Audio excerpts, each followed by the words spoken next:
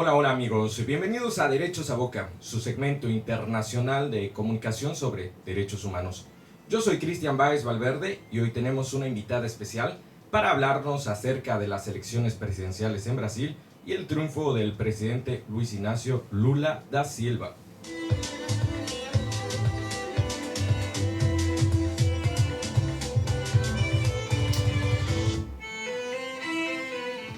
Emitimos en vivo y en directo desde UAB Radio, la radio de la Universidad Autónoma de Barcelona, y nos escuchan en el 100.3 FM.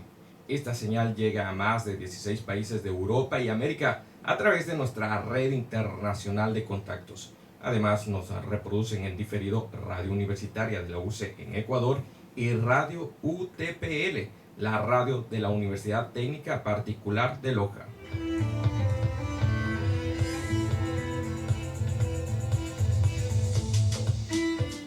A todos, muchas gracias y bienvenidos a Derechos a Boca. A tots, moltes gràcies i benvinguts a Drets a Boca. Comencem!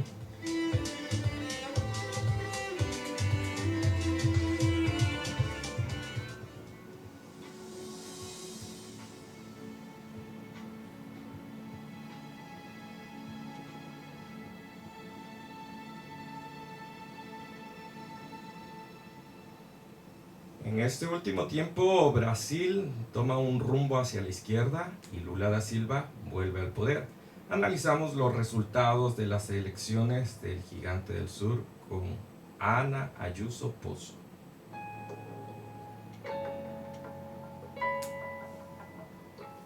Ana Ayuso es investigadora senior para América Latina del Centro Internacional de Estudios de Barcelona, el CIDOB. También es profesora de Derecho Internacional Público de la Universidad Autónoma de Barcelona y pues es directora de investigación de este su servidor. Ana es doctora en Derecho Internacional Público y máster en Estudios Europeos por la Universidad Autónoma de Barcelona. Bienvenida a casa, Ana. Estamos en los estudios de la radio de la Universidad Autónoma de Barcelona y pues el tema nos convoca. Bienvenida a este espacio y de entrada la pregunta sería: ¿esperábamos el resultado de las elecciones presidenciales que se ha dado en Brasil? Buenos días, saludos a la audiencia. Pues en realidad desde el inicio de las elecciones estaba previsto que Lula fuera el favorito y eso lo pronosticaban todas las encuestas. La sorpresa fue que no solo no ganó en primera vuelta, como se llegó a decir, sino que además en la segunda vuelta quedó a apenas 2 puntos Bolsonaro. Eso ha sido porque ha habido una fuerte polarización que ha hecho que la población se movilizase más por un voto contra que por un voto a favor, ¿no? Los dos candidatos tenían un voto duro de alrededor del 25 y 35% cada uno, pero luego el resto ha sido votos que se han movilizado para impedir la llegada al poder del otro. Ha sido como una campaña entre el bien y el mal, o la democracia y el autoritarismo, ¿no? Se ha movido en esos términos, muy polarizada y muy dura, ¿no? En sí toda la campaña. El presidente Luis Inácio Lula da Silva se ha identificado con la izquierda claramente y lo que se ha llamado el progresismo americano, con aquella época en la cual Brasil y América del Sur fueron prósperas históricamente. ¿Crees que esta podría ser una oportunidad para esa prosperidad, hablando internamente en el país? Sí, evidentemente Lula representa una opción de izquierdas y el PT es el Partido de los Trabajadores, quiere decir que es su partido. Aunque hay que decir que en estas elecciones su plataforma, su coalición, era mucho más amplia, ¿eh? En la plataforma van desde la extrema izquierda hasta algunos partidos que le han apoyado y que son centro e incluso una derecha moderada, ¿no? Por tanto, no estamos hablando de un gobierno exactamente solo de izquierdas, pero sí es un gobierno progresista que tiene, digamos, unos objetivos que van dirigidos sobre todo a fortalecer las políticas sociales y recuperar un poco un desarrollo más equitativo, ¿no? Porque uno de los problemas que tiene Brasil es justamente la desigualdad. En cuanto a la posibilidad de que se mejoren también las relaciones regionales. Efectivamente, durante la ola de la que se llamó Marea Rosa, ¿no? En la que coincidieron también, se alinearon muchos países en el sector progresista, se generaron una serie de instituciones de cooperación que desgraciadamente después con la polarización ideológica dentro de la región pues acabaron o marginadas o incluso destruidas, como pasó con la UNASUR, o incapaces, ¿no? de avanzar como es la CELAC, ¿no? Entonces sí, ahora se da una nueva constelación en la que las 6 mayores potencias económicas de América Latina están todas con gobiernos también progresistas, de diferente tipo, pero son todos gobiernos progresistas. Eso da esperanzas de que se pueda volver a generar un proceso de concertación que pueda llevarnos a la mejora de la cooperación regional. Pero también hay que aprender mucho de la experiencia pasada y evitar caer otra vez en la confrontación ideológica. Exactamente lo que nos has dicho nos llama la atención y saltamos a esta pregunta. A nivel regional, ¿cabe plantear el surgimiento de estos mecanismos? Tú ya has identificado uno, es la UNASUR. ¿Cabe plantear el resurgimiento, la unificación de los 2 estados del sur, siendo Brasil el país, bueno, el estado y país que tiene multiestados, el más grande y que tiene la mayor fuerza para unificar a los 2 estados en torno a él? Claro, corrigiendo los errores del pasado. ¿Cabe rescatar este mecanismo? Yo creo que lo mismo no, hay que reconstruir la cooperación del sur, pero sobre otras bases, ¿no? Y efectivamente, si no hay el liderazgo de Brasil, no puede ser. Se necesita la concertación de todos, pero sin Brasil no puede funcionar una cooperación regional, porque es el país más grande, el que tiene las capacidades, ¿no? de impulsar los procesos de acercamiento. Por ejemplo, en la anterior época de UNASUR, era el principal financiador de las infraestructuras regionales para conexiones, era también proveedor, ¿no? de recursos y de políticas, ¿no? que exportaba no solo a la región, sino también al sur global, ¿no? Entonces sí es de esperar que Lula da Silva vuelva a eso, lo ha dicho Brasil va a estar de vuelta, Brasil va a estar de vuelta en la región, va a estar de vuelta en el mundo, ¿no? Lógicamente la prioridad primero será Mercosur, pero yo creo que sí, que se va a producir un intento de recuperar algo parecido a UNASUR, pero probablemente con otras siglas, porque volver hacia atrás no es fácil y genera muchas reticencias, ¿no? Exactamente. Y ahora que nos hablas un poco de este proceso más internacional y vemos cuáles han sido las implicaciones externas de el triunfo de Luis Ignacio Lula da Silva. Hablando de este sur global, la cooperación con Europa, los Estados Unidos de América, las fuerzas internacionales, China, Rusia. Bueno, la verdad es que Lula ha obtenido enseguida pues, las felicitaciones de casi todos los líderes, y eso pasa desde el presidente de Estados Unidos hasta el presidente chino y el presidente ruso, Putin. Ha recibido, digamos, las felicitaciones de todos tipo de mandatarios, incluidos los europeos también, por supuesto. Y él, su política, como fue, ha repetido que será como fue en su momento, de crear alianzas y conversar con todo el mundo. Lo que ocurre es que el mundo de hoy no es el mismo que el mundo de entonces. Estamos en un mundo mucho más competitivo, un mundo con conflictos geopolíticos importantes. Respecto a la guerra, por ejemplo, de Ucrania, ha sido un poco ambiguo, ¿no? En cómo interpretaba en la guerra. Y eso puede generar algunos tropiezos, encontronazos, por así decirlo, con los Estados Unidos. Sin embargo, conociendo la trayectoria de Lula, seguro que va a primar el diálogo. Ahora bien, en ese diálogo hay que tener en cuenta pues, que China es el principal socio comercial de Brasil y que por lo tanto necesariamente tiene que entenderse con Brasil y Brasil con China, que el segundo es Estados Unidos y el tercero es la Unión Europea. Por tanto, compaginar estos tres polos que además pues en estos momentos están enfrentados, pues va a ser complicado. Y luego está lo del sur global. Brasil fue durante el periodo de Lula fue muy activo en retomar las relaciones, por ejemplo, con África, donde se hicieron proyectos de cooperación, y sobre todo con Sudáfrica, que está también dentro del grupo BRICS, ¿no? Bueno, ese grupo BRICS es muy heterogéneo, ¿no? Pero probablemente pues va a continuar apostando por mantener esas relaciones con el grupo y mantenerlas de una forma autónoma. Ya digo, ya lo he dicho antes, que no va a ser fácil porque estamos en un momento internacional muy complejo, mucho más complejo del que era anteriormente, y esa política de equidistancia entre todos es difícil, aunque también es positiva en el sentido de que abre vías de diálogo. Claramente, como lo identificas, estamos en otro momento, es otro periodo de América Latina, sobre todo por la crisis de las materias primas. Era aquel tiempo en que Lula gobernó, era un tiempo en el cual los recursos abundaban y tenían una cotización muy alta, había prosperidad en América del Sur. Y ya volviendo a esto que también le señalan o que contamina, salpica un poco la trayectoria de Lula da Silva, los estallidos de corrupción y el linchamiento mediático en Brasil, ya de retorno en el país. Un país con grandes diferencias sociales, como lo has identificado, y con problemas económicos. ¿Cómo volver a unir al país? Ese es uno de los principales retos, el unir al país.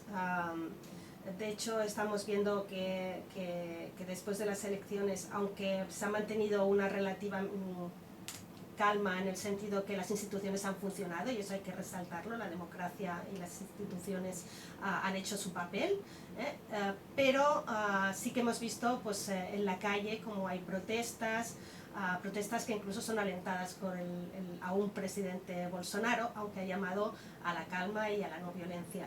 Pero realmente reconstruir eso va a llevar tiempo y la necesidad de mucho diálogo, ¿no? De acercarse a esos sectores que se han polarizado y generar vínculos. Por ejemplo, hay el tema de la iglesia evangelista, ¿no? Que se ha polarizado mucho. No necesariamente todos los evangelistas eran bolsonaristas, pero sí que es verdad que se ha de alguna manera incentivado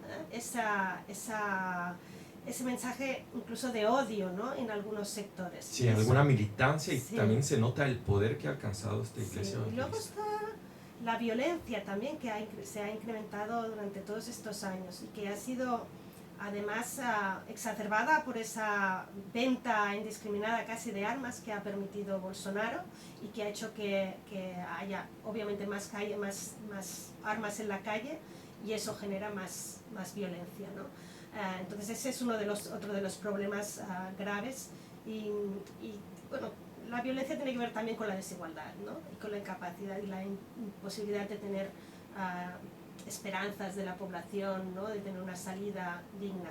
Entonces todo eso exige, no se puede hacer del día a la mañana, exige políticas públicas fuertes, y para eso necesitas recursos. Entonces eso es lo importante. Ahora mismo Brasil no está en la mejor situación posible, pero tampoco en la peor. Dentro de la región es un país que ya ha empezado a crecer y tiene una inflación que es una lacra para toda la región, pero que en Brasil está más contenida que en otros lugares, tiene menos inflación que aquí en Europa en estos momentos.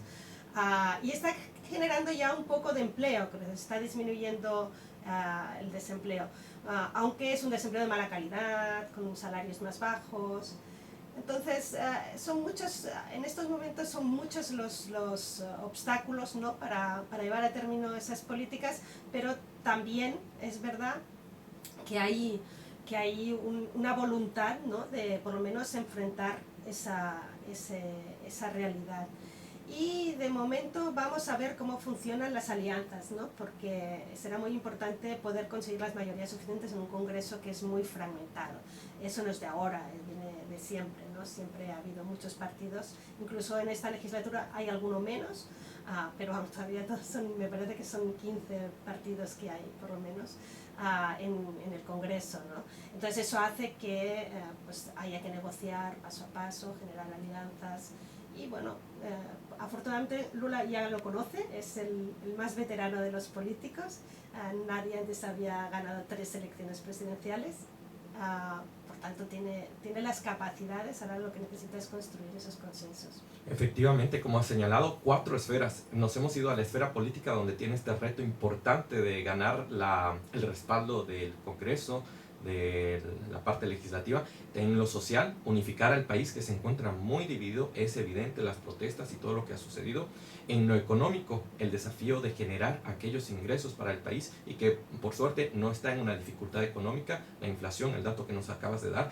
Y finalmente en lo ideológico, que tiene que ver con su proyecto más bien internacional. Lula da Silva es reconocido por ser uno de los nuevos integradores de América, aquel que promovió con fuerza la UNASUR. Él lo planteó, y pues quizás destacar con un nuevo proyecto que integra a los 2 estados del sur, conociendo que la economía de los 12 países unidos hace una gran potencia. Ya de por sí Brasil, como nación grande que es muy fuerte en el sur de América y en el sur global, pero a ver qué sucede en el futuro.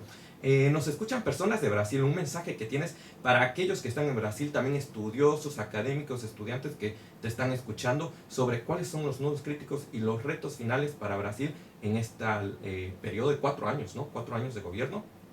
Sí, bueno, yo creo que a nivel interno queda claro que la lucha contra la pobreza y el hambre es el punto principal, y eso lo ha dicho Lula, lo dijo en su primera intervención después de conocerse los resultados.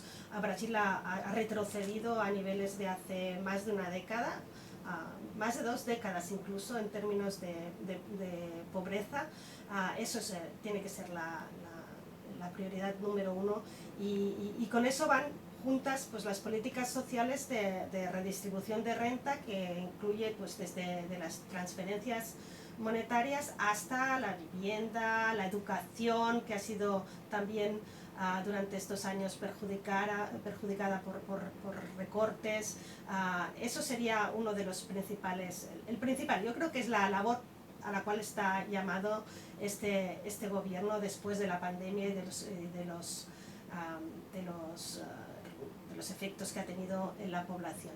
El segundo es retomar la senda de crecimiento, pero un crecimiento más enfocado hacia la creación de valor, ¿no? De valor, lo he dicho, tenemos que vender inteligencia, ¿no? No tenemos que vender solamente productos materia prima y salir de esa cultura extractivista para ir a una cultura más de valor, sí, de cadenas de valor, que esa sería otra. También introducirse más en las cadenas de valor internacionales, que además se están reconstruyendo, ¿no? Después de la pandemia también se ha visto cómo hay dependencias estratégicas que son debilidades, y por lo tanto se tiene que reinsertar en esa nueva cadena, en estas nuevas cadenas de valor.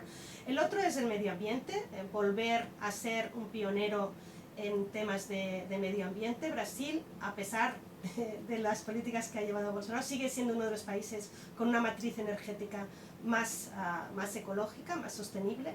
Tiene que seguir trabajando por eso, y sobre todo Lula se ha comprometido con la deforestación cero, como dice él, es decir, acabar con la degradación de los bosques tropicales. Y de hecho uno de los primeros actos que va a hacer es ir a la COP27 en el Cairo, acompañando a los estados federales que van allí, y va a ser el momento de anunciar que Brasil está de nuevo ahí, ¿no? Que va a volver a colaborar en esos temas y ser líder otra vez, como fue anteriormente en esos temas. Y el tema más complicado es el de la violencia. Yo creo que el de la violencia no es fácil, porque además es una violencia que es nacional pero también transnacional, y para eso se necesita también pues una concertación internacional, y una acción que tenga en cuenta que la violencia no se para con más violencia, como se quiso hacer entender y se ha querido hacer entender en otros países, sino al contrario, con más justicia social. Claro que sí. Esta visión securitista, punitiva de la violencia, que viene a arruinar no solamente a Brasil, a Ecuador, Colombia. Sabemos lo que está pasando en Ecuador a propósito de ello, y señalas muy bien.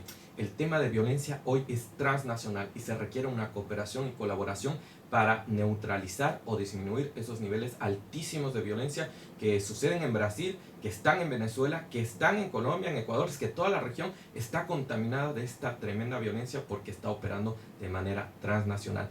Ha sido Ana Ayuso con nosotros. Muchas gracias por estar aquí. Te queremos ver en otro episodio para que nos puedas compartir un análisis profundo, quizás en este tema latinoamericano de la cooperación y sobre la violencia, o después del COP27, donde, como ha señalado, Brasil hace su aparición y diciendo: aquí estamos de nuevo, somos parte de este espacio global internacional y queremos tener nuestra posición en este espacio. Gracias, Ana, por estar con nosotros. Un placer, hasta la próxima.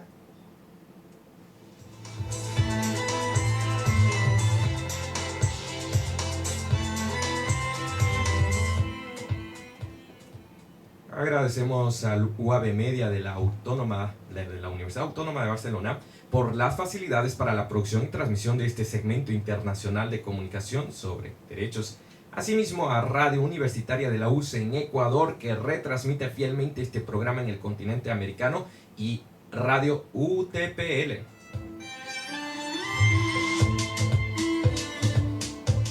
Tenemos un anuncio importante. La Asociación para las Naciones Unidas en España invita a la sociedad civil, especialmente a estudiantes universitarios, a inscribirse en el curso de protección de los derechos humanos en el sistema de Naciones Unidas. Miren qué interesante.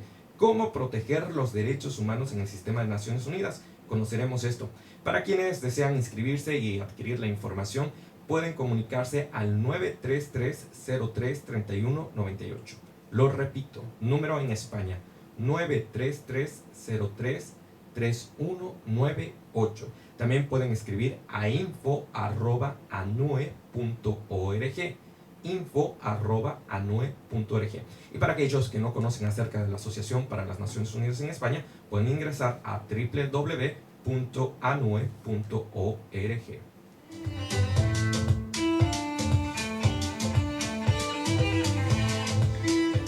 Gracias a nuestros suscriptores que se suman en nuestra señal vía YouTube, ahí en vivo por el video, Telegram, WhatsApp, Spotify, IGTV y demás medios digitales que forman parte de nuestra red de contactos. Muchas gracias por su fidelidad. Yo soy Cristian Báez Valverde y esto fue Derechos a Boca. Será hasta la siguiente edición.